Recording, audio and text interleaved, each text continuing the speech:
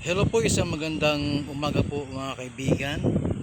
Ito muli si Kuya Val Santos Matubang. At ito mga kaibigan, muli akong babalik sa bahay ni Kuya Robert. Si Robert po ay mayroong 8 anak. At mayroon siyang may karamdaman mga kaibigan. Hindi siya makakalakad na paralyzed mga kaibigan. Gawa nung hanap buhay niya sa dagat. Ngayon mga kaibigan, ito po, may dala akong hello po, good morning. May dala akong grocery mga kaibigan. Nagbibigay po sa kanila mga kaibigan. May mga dilata, biskwit, gatas, at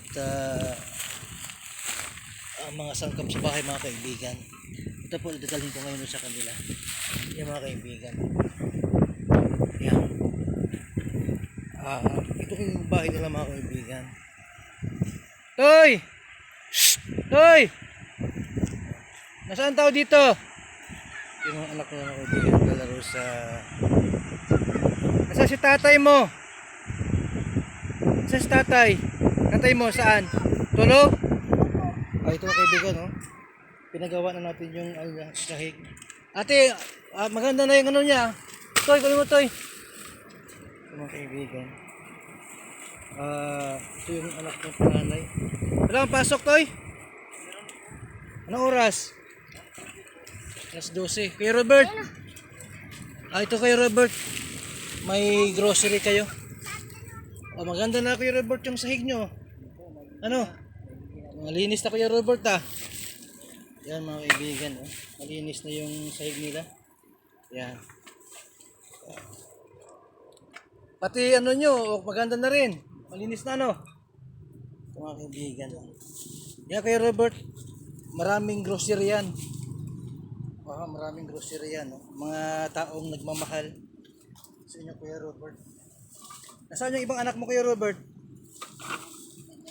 Yan. May biscuit dyan, may mga bata.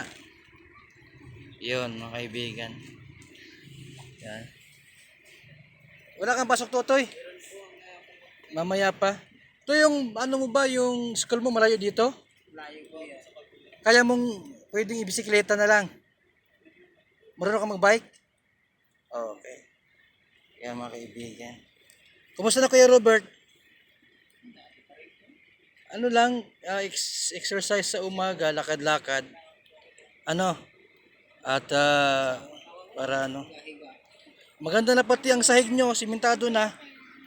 Yung mga kaibigan, simentado na yung sahig nila Kuya Robert.